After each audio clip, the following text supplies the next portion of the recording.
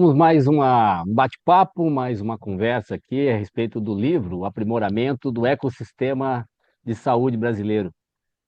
Com o livro, nós quisemos trazer questões essenciais para o futuro da saúde do Brasil, com pilares fundamentais para transformar o setor em um sistema mais eficiente, mais sustentável e também centrado no paciente.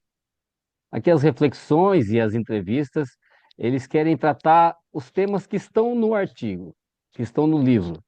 A complexidade do ecossistema de saúde, a gestão estratégica no desenvolvimento da tecnologia, então a gente fala sobre incorporações e as inovações, as decisões baseadas em valor, o papel do direito, governanças corporativas, compliance e regulação. Então, o objetivo das entrevistas é aprofundar esses temas, ouvindo diretamente os autores, sobre as suas perspectivas, as propostas para enfrentar esses desafios e também aproveitar essa oportunidade que estão descritas e apresentadas em cada obra, em cada artigo.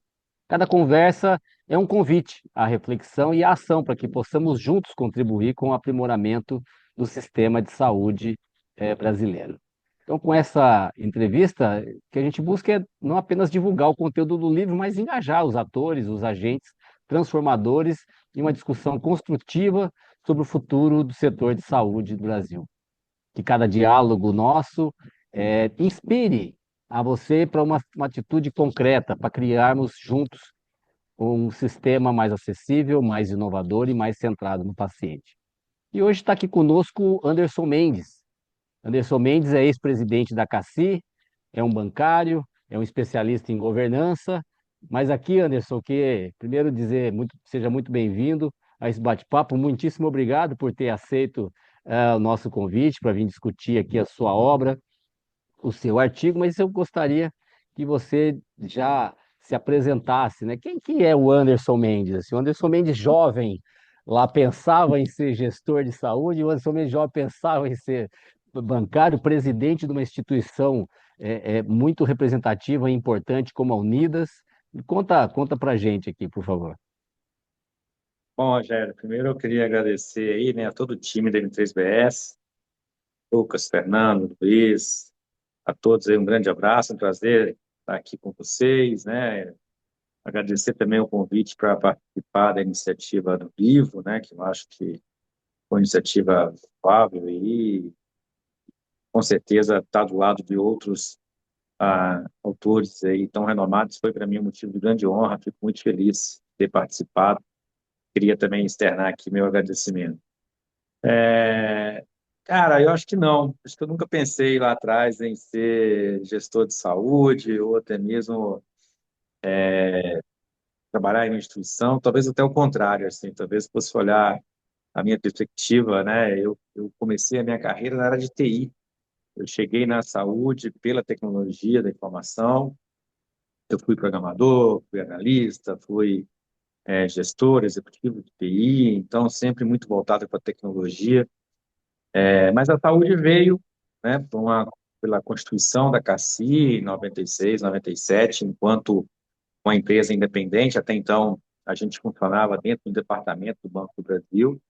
E com essa constituição dessa empresa independente, dessa associação independente, a CACI precisava se estruturar. Eu fui o primeiro gerente de TI da CACI. Então, ela precisava se estruturar, precisava, né, se moldar para essa nova realidade.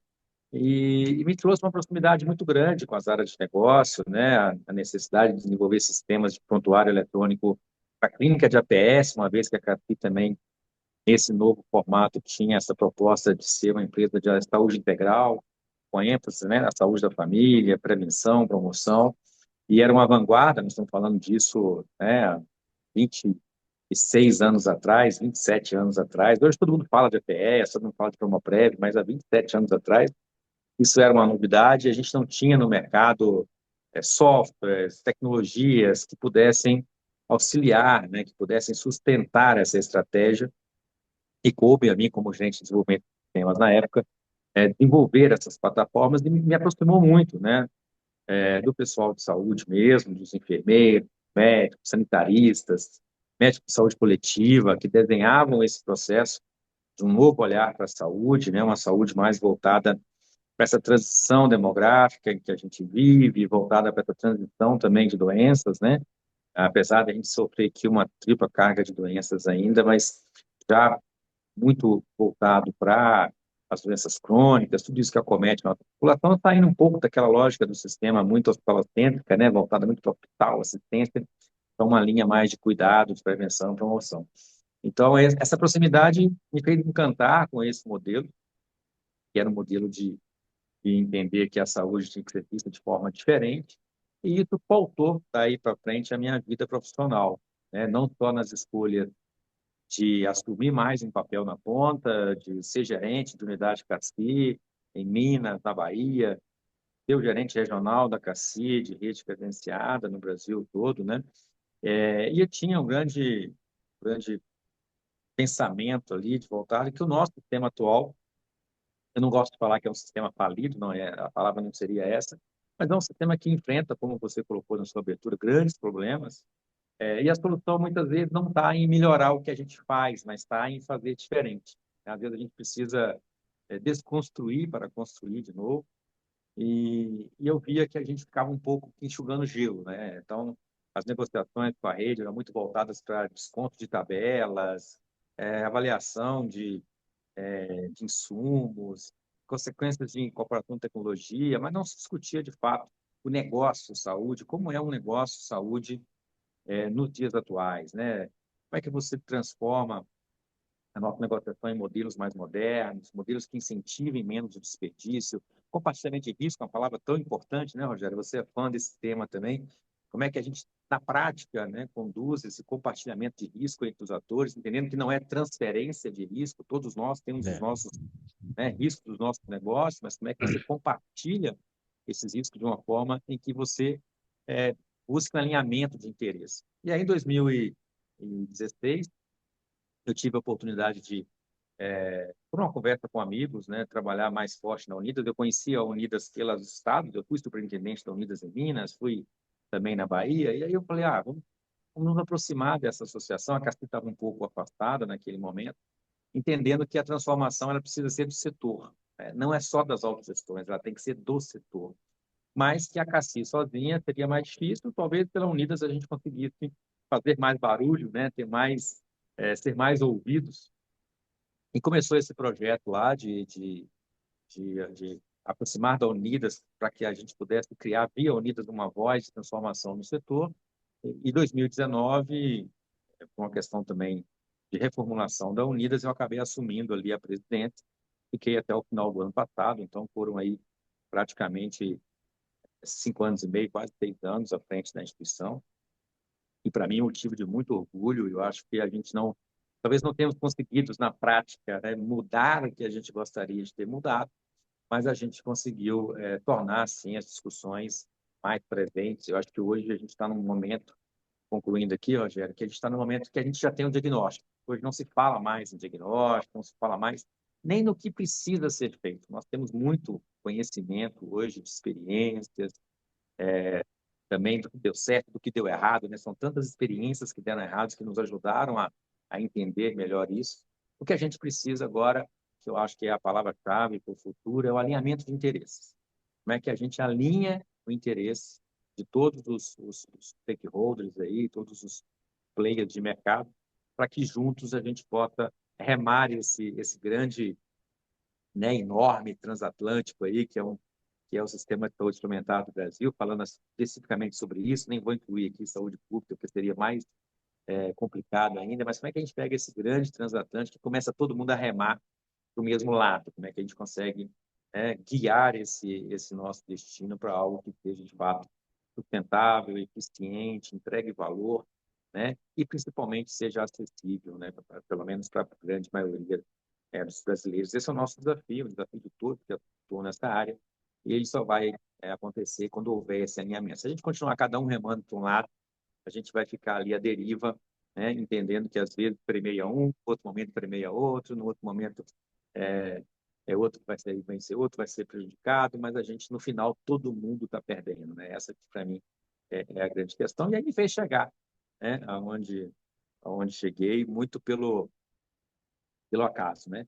É, eu falo muito, então vou parar aqui, mas minha filha está no início de carreira, se formou agora em medicina, e vai fazer uma residência de infectologia, e cheio de dúvidas, né? Natural. Que quando você me perguntou do meu passado, eu me remeto agora a meus filhos, né? Que estão vivendo o que eu vivi nessa época. Era justamente quando eu estava chegando na CACI, a idade que a minha filha tem hoje, né? Ela fez 26 anos, era exatamente quando eu cheguei na CACI, com 26 anos.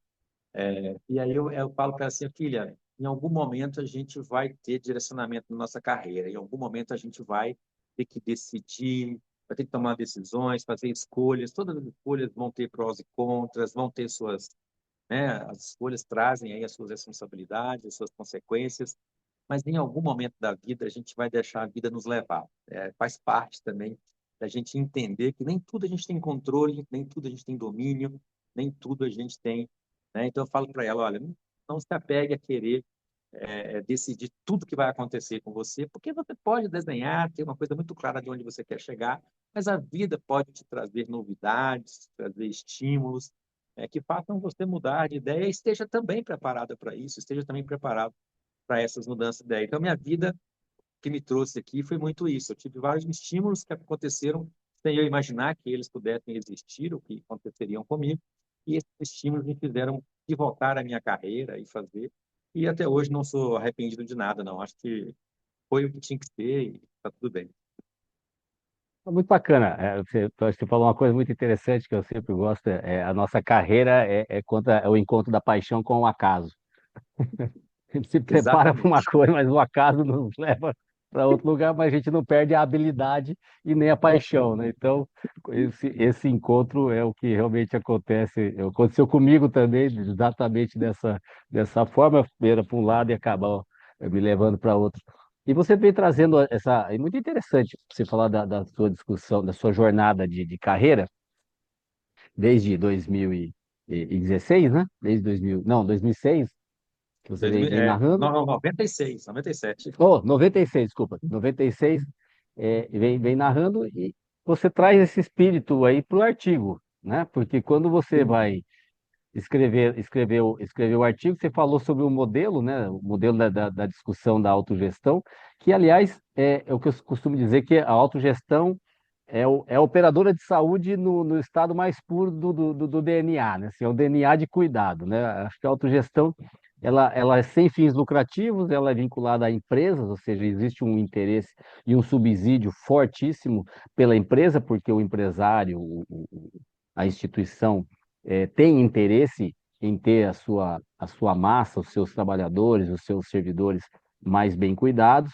né? Ela é um mutualismo puríssimo, porque você precisa de ter bastante gente para congregar essa questão. Tem estrutura que permite controle, mas aqui nós estamos, me parece, com alguma dificuldade, já vamos falar sobre isso, evidentemente, e passou pelos desafios que você acabou trazendo, envelhecimento populacional, o aumento da inflação, judicialização, enfim, tantos desafios. Mas acho que todo mundo há de concordar que a autogestão ela desempenha um papel essencial na saúde, na saúde, por mais que os desafios sejam muitos e complexos, né? Mas o envelhecimento populacional ela vem pressionando esses custos. Recentemente saiu uma publicação da agência, cerca de 27% de todos os idosos estão na autogestão, né? Ou seja, um alto volume, um alto número de pessoas mais idosas, então mais expostas a riscos, né? Nós estamos num momento de altíssima inflação médica, você traz esse assunto também no seu artigo, que vem aumentando os preços dos insumos, judicialização que dificulta qualquer previsibilidade de gasto. O rol, você também fala muito interessante da flexibilização do rol da lei, né, 14.454, como é que isso afetou e afeta não só o setor, mas as autogestões. Mas dentro desse cenário todo, qual desses fatores você considera que assim o mais crítico para a sustentabilidade da- das autogestões, mesmo do mercado como um todo? É, sendo bem claro, né, e objetivo, e sem medo, que você me conhece, né, não temos, nós não temos essa preocupação em ser o politicamente correto. Desafio de envelhecimento é um desafio geral. O plano de saúde que não souber lidar com idosos não vai vender plano de saúde, né? Ou vai ficar sempre restrito a uma parcela cada vez menor da população, ou até num nível de competitividade muito grande, porque todo mundo quer trabalhar na faixa de 20 a 40 anos, né, cara? A faixa mais produtiva das pessoas. Então, trabalhar com idosos, essa é uma realidade de todos, eu acho que não é só das autogestões, então não considero esse o maior desafio. A questão do envelhecimento não é envelhecer que custa caro, né? A doença custa caro, né? Então, acho que o que a gente precisa entender é como tratar as doenças e como prevenir as doenças. A gente está vendo, o que a gente está assistindo hoje, por exemplo, são agravamentos de doença em pessoas mais jovens, né? Hoje nós estamos tendo aí crises de hipertensão com pessoas com 36 anos de idade. Quer dizer, a coisa que os números estão mostrando isso, né? Então, esse desafio da doença, é claro que o que vem primeiro foi, né, o ovo, a galinha. É claro que quanto mais velho, mais tem a tendência a adoecer, então não dá para ignorar o envelhecimento, mas a doença tem que ser, e a saúde, né, principalmente a saúde, tem que ser o ponto focal para a gente entender inúmeros que a gente tem aqui a gente tinha, né? Agora eu sempre ainda tenho ainda o capoete de falar que ainda estou na autogestão, mas é só do porque não consegue, né? O cachimbo está muito torto ainda aqui na boca. Mas a gente tinha esses estudos, né, na Unidas, e quando você vê que uma pessoa gasta quase 90% de todo o seu custo, tudo que ele gastou em saúde, ele gastar nos 90 últimos dias de vida, nós estamos gastando mal, né? Nós estamos gastando uma fortuna e a pessoa está morrendo, né? Então, assim, esse é um desafio geral do sistema, né? Eu acho que esse é um ponto de discussão que não é exclusivo de autogestão. Agora, para a autogestão, eu tenho dois grandes desafios que são muito importantes. Primeiro, que a autogestão não é roupa de loja de departamento. A autogestão é roupa de alfaiate. Ele é construído de acordo com a necessidade, a característica, a demanda, a cultura de cada grupo. Ninguém fala melhor com o funcionário do Banco do Brasil do que a Capi, que nasceu dentro do Banco do Brasil. Ninguém vai falar melhor com o petroleiro do que a Petrobras Saúde, porque ela nasceu dentro da Petrobras, ela entende as dores do petroleiro, ela entende aonde está o mercado, qual a necessidade. São necessidades diferentes. Não estou dizendo quem é o melhor, mais desafio, menos desafio. Não, necessidades diferentes, atuam em pratos diferentes. Então, você pega um plano que é dos servidores, dos auditores fiscais da Bahia, é diferente dos auditores fiscais de Porto Alegre. São realidades diferentes, né, do Rio Grande do Sul. Então, a autogestão é essa roupa de alfaiate. Só que o mercado, ele trabalha numa lógica, inclusive a própria regulação, ele trabalha numa lógica de que todo mundo é loja de departamento, é tudo igual. Você vai chegar numa loja e vai escolher PM ou G. Cara, não coube em você, ou o M vai ficar um pouquinho apertado, ou o G vai ficar um pouquinho grande, mas é o que tem. Não vai fazer um M e meio.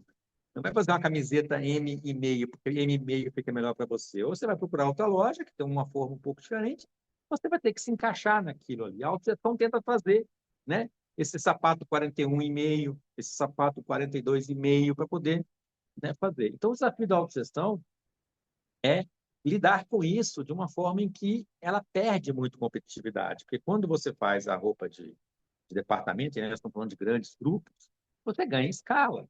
A gente vê, por exemplo, o potencial de sinergia quando uma grande operadora compra uma pequena operadora. Né? É quase que marginal os custos que você tem para operar aquilo ali, porque você joga aquelas vidas para cima da sua e você opera quase que da mesma forma que opera hoje.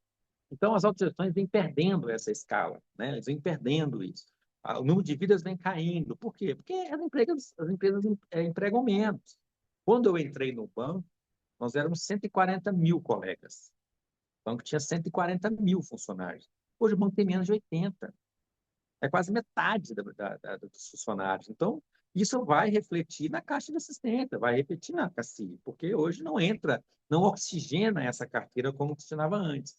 Então, esse desafio da autogestão se encontrar dentro de um modelo onde o mundo, né, caminha para grandes fusões, aquisições, grande escala, né? E como é que você vai ser roupa de alfaiate? Como é que você emprega? Ah, tudo bem, a roupa de alfaiate é melhor, eu estou disposto a pagar um pouco mais. Ok, todo mundo está disposto a pagar um pouco mais para ter autogestão, é o que eu escuto. né? Eu fazia uma pesquisa empírica que era perguntar para os diretores de hospitais, assim, qual plano você gostaria de ter? Aí todos, queria ter autogestão. Né? Então, sabem do modelo assistencialista, né? Do propósito assistencialista. Mas, quando essa roupa de alfaiate começar a custar 7, 8, 10 vezes mais do que a roupa do departamento, as pessoas vão comprar roupa no departamento e vão se encaixar no PNG de alguma forma. Né? Então, essa é uma realidade que ela é imperativa. Não adianta a gente discutir eu acho, eu não acho, essa é uma realidade que vai imperar aí. Então, as autogestões têm esse desafio de se encontrar em um modelo, talvez, de compartilhamento, em um modelo de maior colaboração entre si, né, para trazer os benefícios que as fusões, aquisições, benefícios dos grandes números podem trazer, sem perder aquele contato, né, individual, sem perder aquele trabalho que a autogestão tem de ser, né, essa instituição que fala de forma diferente com seus associados. Em relação ao que você falou sobre cobertura, né, rol, tudo, ninguém criou caixa de assistência para ser restrição a acesso. As caixas foram criadas para dar acesso. Essa é a vocação das caixas de assistência. Elas foram criadas para dar acesso a tratamento, não para restringir acesso.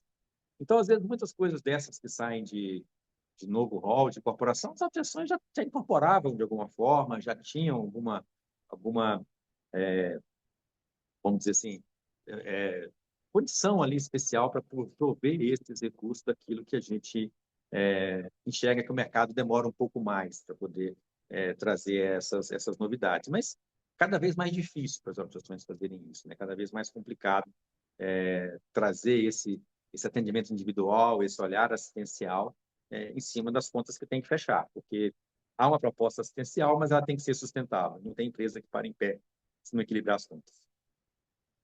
Você falou um negócio muito interessante aqui, eu também me fez pensar aqui, porque você falou é uma roupa de alfaiate, né? Quando a gente. Duas coisas interessantes. Primeiro você falou que é a roupa de alfaiate, depois foi, eu vim de TI. Aí me fez lembrar que também uma parte do seu artigo em que você fala sobre o desenvolvimento da tecnologia e a necessidade das autogestões se adaptarem, não só a autogestão, mas tudo. Quando você fala da roupa de alfaiate, eu acabei de chegar de um curso de inteligência artificial que eu fiz fora. É, como é que você vê essa a medicina de precisão, a inteligência artificial, as tecnologias medicamentosas e de procedimento cada vez mais caras, e isso dentro de um ambiente que você também acabou de citar, que vem perdendo vidas e também que tem uma dificuldade de entrada de novos participantes por conta das autogestões, assim. Então, mais restrita a autogestões dentro do seu posicionamento no artigo, mas também de uma forma geral. Como é que você vê esse desenvolvimento tecnológico e esses impactos aqui no sistema, no setor? Esse talvez eu veja como um grande desafio, ao mesmo tempo uma grande oportunidade, e na minha maneira de enxergar aqui, pouco explorado pelas autogestões, porque nenhuma autogestão vai desenvolver, né, na linguagem aqui de inteligência artificial, né, vai ensinar uma inteligência artificial tendo uma carteira de 1.500 vidas. Você não tem volume, você não tem casuística, você não tem, né, instrumento de dados para poder ter consistência em uma rede, né, um sistema de inteligência artificial que vai dar. Você precisa de volume, você precisa de grandes números, você precisa. É assim que essas novas tecnologias trabalham, né, com Big Data, com um volume aí de aprendizado que é o que se ganha, né? O que se ganha quando você traz inteligência social é a capacidade de processamento, é a velocidade de processamento, mas você precisa de ter. Então, e eu vejo às vezes, né, vejo muitas vezes, as autogestões fazendo seus desenhos individuais. Esse é o ponto que eu estava falando na resposta anterior sobre colaboração, sobre compartilhamento. Essa é a hora de compartilhar. Até porque as autogestões não são concorrentes, né? Elas estão no modelo que cada um tem o seu nicho. Se a Cassi quebrar amanhã, o funcionário do Banco do Brasil não vai poder ter Petrobras Saúde. Ele não é elegível para a Petrobras. Ele vai ter que ir para o mercado, comprar lá alguma uma solução de mercado. Então, Se a gente tem essa característica, é lógico que tem algumas autogestões que se concorrem, né? Os servidores públicos federais têm aí, ó, às vezes, opções de escolher entre uma e outra, mas não é a nossa prática, né? Mas mesmo entre os concorrentes, por que não se unir, por que não trabalhar esses desenvolvimentos de forma que a gente possa, né, que a autogestão possa colher os frutos, como eu falei, né, desse modelo de grandes números. E aí, quando você fala de medicina de precisão, também não pode deixar ao acaso de entender assim, a chance de uma autogestão de 1.500 vidas ter uma doença rara é pequena. Estatisticamente é muito pequena. Mas se tiver, fecha a empresa. Se tiver, ferrou, não tem o que fazer. Então, eu acho que a gente tem que ficar menos, né, à vontade da estatística e trabalhar, por que não, fundos comuns, por que não compartilhamento de riscos, né, e entender que as autogestões possam ser ali, né, um grande mutualismo, né, um modelo de um grande mutualismo. Se somarem todas as vidas de uma autogestão hoje, deve dar menos da metade da maior operadora de plano de saúde. Então, assim, quer dizer, todos juntos é menos da metade de uma única CNPJ, de uma única operadora. Então, é preciso entender isso. Essa é uma realidade. Não adianta falar o que eu acho, o que você acha, o que o outro acha. Essa é uma realidade. A gente tem que aprender com ela. Por outro lado, eu vejo um grande movimento acontecendo, e nos últimos anos, os números passam de 14, 15 novas autogestões. Também as pessoas não estão gostando do que estão comprando na rua. E estão vendo em autogestão um modelo, talvez, de saúde mais interessante, o propósito que essas pessoas possuem. Né? Então, estão nascendo, todo ano está nascendo novas autogestões, muito ainda ligado a alguns órgãos públicos, alguns tribunais, mas são novas propostas de cuidado da saúde diferentes do que o mercado oferece hoje. Isso, para mim, demonstra que existe uma lacuna no mercado. Né?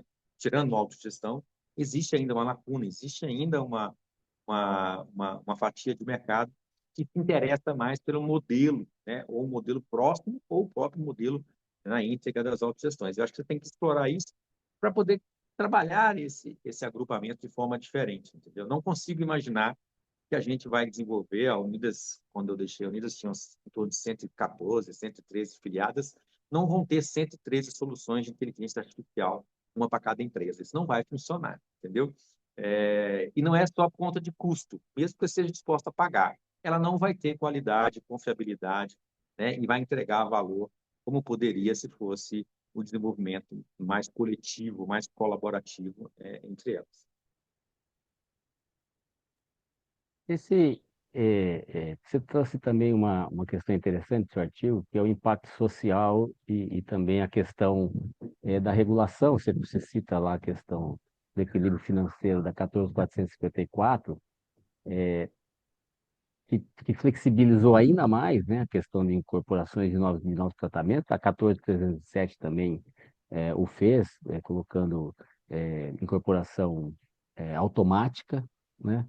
Mas o modelo de remuneração, ele continua a ser o fee for service e esse, pelo jeito, vai durar bastante tempo também, né? Você acha que esse modelo, ele realmente não incentiva a qualidade? Você traz lá que, no seu artigo, que é difícil ampliar o acesso através dessa questão da remuneração, porque ele acaba incentivando a realização de procedimentos, mas não tanto incentivando a qualidade do atendimento. Você acha que essa mudança na regulação, e a agência está aí com tantas propostas, né, para fazer agora no setor, como é que você está vendo esses debates assim? E também, só para encerrar essa pergunta, como é que está essa discussão, se você acha que deveria ter, e como é que está a discussão de ter uma regulação mais apropriada para a autogestão, mais discussão específica da autogestão? Como é que você vê todo esse cenário, assim? Então, acho que a gente precisa ter primeiro, assim, eu sou muito estético com algumas coisas, né? Eu não acredito em grandes mudanças no nosso mercado a curto e médio prazo. Não acredito que vai haver aí alguma. O ideal, se a gente fosse pensar, né, no modelo ideal, seria um caminho para uma autorregulação. Eu acho que o mercado precisa entender que ele deve precisar menos da agência do que ele acha que precisa. Porque todo mundo que recorre à agência pensando no seu, né? Como é que eu resolvo o meu problema? Ninguém vai à agência para resolver um problema do setor de saúde. Eu vou à agência para resolver o meu problema. E aí fica esse cabo de guerra, né, que todo mundo está lá defendendo o seu interesse. E tudo bem, é o jogo, tudo bem. Quando eu ia à agência ou participava dos fóruns da agência, como a Canes, né, inclusive quando você era presidente, eu estava lá na Canes, a gente ia lá, e o meu papel ali é defender o interesse das autogestões. Então, é natural que isso ocorra, mas a agência sempre vai, né, tentar tomar a decisão mais correta para o sistema, mas vai agradar um, desagradar outro, se vai sofrer pressão e vai. Por que não o mercado, de alguma forma, tentar, né, se regular para fazer? Um exemplo que eu dou clássico é a incorporação de tecnologia. A gente não começa a criar minimamente quais são os critérios, o que vale, o que não vale. Eu acho que a gente precisa evoluir isso. Como eu não vejo uma disponibilidade política, né, dos stakeholders, e aí não é nada política partidária, mas política, né, de realmente de patrocínio, de interesse, eu não vejo que os stakeholders estão nesse nível, né, de preparação para essa discussão. Aí sim a agência tem que entrar, e talvez entrar num papel de fomento, né, num papel de fomento, num papel de discussão que ela faz hoje, né, tem iniciativas como o Qualis, que busca tentar trazer aí algum nível de desfecho, de entrega e fazer, mas eu acho que falta um pouco mais de esforço nesse sentido objetivo de fazer. Como eu falei, né? Estou sendo aqui um pouco antagônico, mas é a verdade. Talvez não fosse a agência o melhor caminho, mas se o mercado não toma a decisão, a agência tem que tomar, e aí ela tem que tomar com um pulso mais forte, ela tem que realmente promover. Um exemplo que eu dou, por exemplo, a questão da padronização, foi enfiado pelo baixo, não interessa, vai ter que fazer, e fez, e todo mundo tem que fazer, brigou, chorou, fez. E aí a gente fez toda uma padronização voltada para o modelo que é a FIFA 7, né? Se você mudar o modelo, a padronização não serve mais. Então, assim, como é que talvez pela padronização, a modernização dessa padronização, eu fomente novos modelos? Tem que achar essas equações, não é um trabalho fácil. Não dá para ficar criticando, dizendo, tinha que fazer isso. A gente tem que rediscutir, né, esse papel. Então, respondendo ao seu objetivamente, eu acho que tem um desafio imenso aí, que é esse alinhamento de interesses que eu falei no início, né? Como é que você alinha esses interesses para não ficar nem o meu, nem o seu, mas tentar fazer minimamente o nosso. Como é que a gente começa a entrar nesse cenário, né? Eu acho que esse é um papel que a agência vai ter que tentar buscar, tentar fazer para trazer. O nível de regulação específico, né? Eu acho que a regulação, eu não digo que a regulação, que tem que haver uma regulação específica, ou mais aderente às autogestões, eu acho que a regulação ela tem que prever cenários diferentes. Quando eu trabalhava na CACI, eu tinha uma discussão com o conselho da CACI, que é formado basicamente por diretores do banco, tal, que é assim, olha, qualquer decisão que vocês tomam aqui, que é uma decisão só para o Brasil todo, ela vai sair errada. Não interessa a decisão, ela vai sair errada. Simplesmente uma decisão aqui, ela vai servir para capital e interior, né? Eu estou com problema de contas, agora eu quero que minha equipe negocial negocie reajuste zero. Dar reajuste zero para todos os prestadores não é uma boa decisão. Porque aquele que tem muita margem, que está com a conta muito alta, ele vai sobreviver um ano sem reajuste. O hospital do interior, que é a sua única fonte de receita, que precisa daquele reajuste, não vai ter, ele vai parar de te atender. E aí você vai pegar esse paciente que está no interior, vai trazer para a capital, e vai ficar muito mais caro. Então, assim, essas decisões, elas precisam estar alinhadas à realidade que o nosso Brasil profundo possui. E a regulação também tem que prever isso. Então, é claro que a autogestão, quando eu estou falando de Banco do Brasil, de Correios, eu não escolho estar no município. Então, escolhe se vai operar nesse município. Não tem rede no interior do Amazonas. Cara, não vou operar no interior do Amazonas, não vou vender produto lá. Então, tudo bem. A autogestão não tem escolha, ele tem que estar lá. Tem uma agência do banco lá, tem uma agência do Correios. Então, a regulação não é que ela tem que ser específica para a autogestão, mas ela tem que olhar de uma forma mais individual as realidades desse país. Eu vou dar um exemplo aqui para concluir, só para não falar que é só autogestão, a gente já discutiu isso, eu e você, várias vezes, o reajuste da pessoa física. É um índice só para o Brasil todo. Tem gente que está achando ótimo, e tem gente que vai morrer, quebrou a carteira do cara, entendeu? Então, assim, como é que a gente cria uma regulação que tenha esse olhar mais individual, né? Não talvez não individual, mas pelo menos mais regional. Como é que a gente identifica essas diferenças e a regulação, não só para a autogestão, mas de uma forma geral. É lógico que a autogestão tem várias questões ali que são próprias dela, mas eu citei aqui reajuste de IPF como um exemplo muito prático do nosso dia a dia. Como é que a regulação se adequam a realidades mais diferentes, seja mais justa para todas, né? Porque quando você solta um índice só para o Brasil, você vai ser justo com alguns, vai beneficiar alguns e vai prejudicar outros, entendeu? Não tem como. Bacana. Primeiro, eu agradecer imensamente aqui a sua gentileza, já te cumprimentando. Todo mundo que quiser se aprofundar ainda mais no que o Anderson trouxe aqui, esse livro aqui, muito bacana, o artigo deles, Desafios das Autogestões na Saúde Suplementar. E Anderson, seu projeto, você deixou de ser ex, não, deixou de ser presidente da Unida. E agora, projetos, como é que você vê, já se despedindo aqui do nosso bate-papo, como é que você vê e o futuro da saúde suplementar? O que, que você tem de projeto, de olhar, e que puder contar para a gente, é claro. Não, sim, é um prazer compartilhar. Eu continuo, né? Eu sempre pensei assim, eu quero continuar coerente com tudo que eu falei, né? Eu sempre tive uma vontade de ter oportunidade de trabalhar em outras áreas, né? Contribuir para o sistema em outros locais, né? Eu sou muito grato.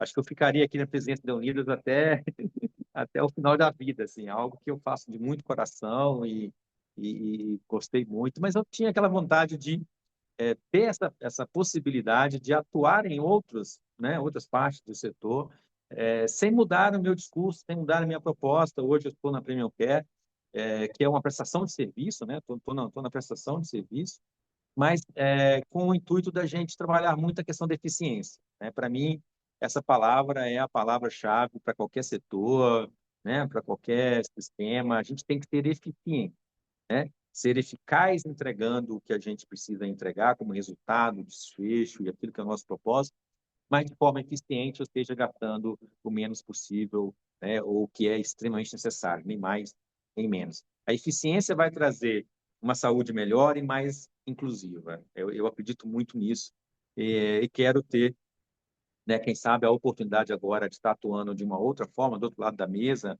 mas com o mesmo propósito, que é de construir essa eficiência, entendendo que, quando você fala de futuro, Rogério, eu acredito que a gente vai encontrar, né, as soluções, seja no amor, seja na dor, né? Eu não acredito em grandes mudanças no setor a médio e principalmente a curto prazo, talvez ali um pouco mais para o final do médio prazo, mas eu acredito que vão existir. Eu acredito que a gente vai, né, vai encontrar. E essa coisa de mudança, para mim, ela é aquela lei de Newton da inércia. Assim, a gente está ainda com aquela dificuldade de sair da inércia. No momento que a gente sair dessa inércia e começar a, de fato, criar modelos que possam ser é, escalados, né? Nós temos grandes iniciativas, mas muito pequenas, muito isoladas.